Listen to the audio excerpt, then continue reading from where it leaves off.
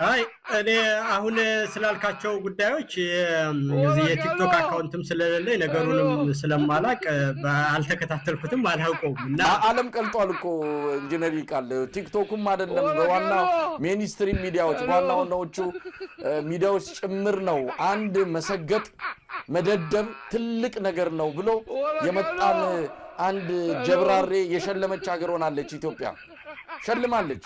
ያው ይሄ ጉዳይ ትኩረት እንዲሰጠው ተፈልጓል። አሁን ደግሞ እነ ሰራዊት ፍቅሬ ሳይቀሩ ትልልቅ አርቲስቶች የሚባሉ ይሄን ልጅ ይዘው በመላው ኢትዮጵያ ሊዞሩ ነው። ምን አደረገ ብትል ምንም አይደለም፣ ድድብናን ያሳወቀው ኢንጂነር ይልቃል እና ልደቱን እኔ በፖለቲካ ዕውቀታቸው በጣም ነው ማደንቃቸው። በጣም የተማሩ ሰዎች ናቸው፣ ያቁታል ፊልዳቸውን በደንብ ያቁታልና አውዱን ያቁታል የሚወራና የማይወራውን ስለሚያቁት እንጂ ስለ አዶናይ ሳያቁ ቀርቶ ነው ብዬ አላምንም።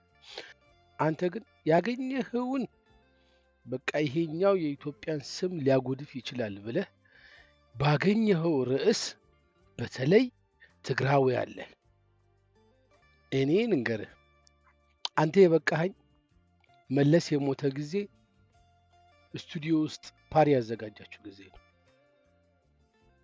የትግራይ ጦርነት ጊዜ እንዴት አድርገህ ስታሳለጠው እንዴት ስትዘግብ እንደነበረ ከዛ እንደገና የፕሪቶሪያ ስምምነት ሲፈጸም ደግሞ ለምን አላለቁም ለምን ተስማማላችሁ ብለህ ነው ተመልሰህ ግልብጥ ብለህ እንደገና የመንግስት ተቃዋሚ ሆንከው። somehow ከትግራይ ህዝብ ጋር ልዩ ጥላቻ አለ። እስከ ዛሬ ኦልሞስት 40 አመት እንግዲህ 4 መንግስት አልፏል።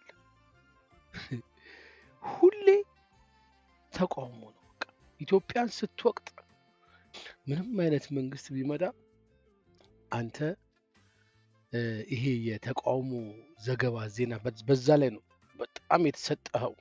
አዘጋገቡ ላይም ቃል አመራረጡ ላይም በጣም የተሳካለ ነገር ስለሆነ አይ ዶንት ቲንክ ከዚህ የተሻለ ስራ ይኖርሃል ፊልድ ይኖርሃል ብዬ አላምንም። ስለዚህ የተገኘ ነገር ሁሉ ወደ ፖለቲካ አይወሰድም። ኦኬ ይሄ አንድ ፍሬ ልጅ ነው፣ ልጅህ ይሆናል። ልጅህ ማለት ነው። ጀብራሬ ማለት እንግዲህ ጀብራሬ ማለት አንተ ነህ። 40 አመት ሙሉ ስትንጀባረር ያለህ እዚህ ሚዲያ ላይ ሽልማት ያልከው ደግሞ ኢትዮጵያ ሸልመዋለች የምትለው እንዴ? ቲክታክ የኢትዮጵያ ነው እንዴ? ቲክታክ አዋርድ እኮ ነው የተሸለመው። እነ ሰራዊት ፍቅሬ ደግሞ ተጋባዥ እንግዳ ናቸው። ቲክታክ ዓለም አቀፋዊ ነው። የሰውን ስም ለማጥፋት የማትፈነቅለው ድንጋይ የለም። ድንጋይ ራስ ስለሆንክ ማለት ነው። ደደብ ማለት አንተ ነህ። አንተ ስለተሳደብክ መቼም የኔን ስድብ መቀበል አያቅትም። 40 አመት ሙሉ እየሰገጥክ ያለ ሰገጤ ደደብ። እንግዲህ መሰገጥ ማለት መደደብ ማለት ከሆነ አንተ ነህ።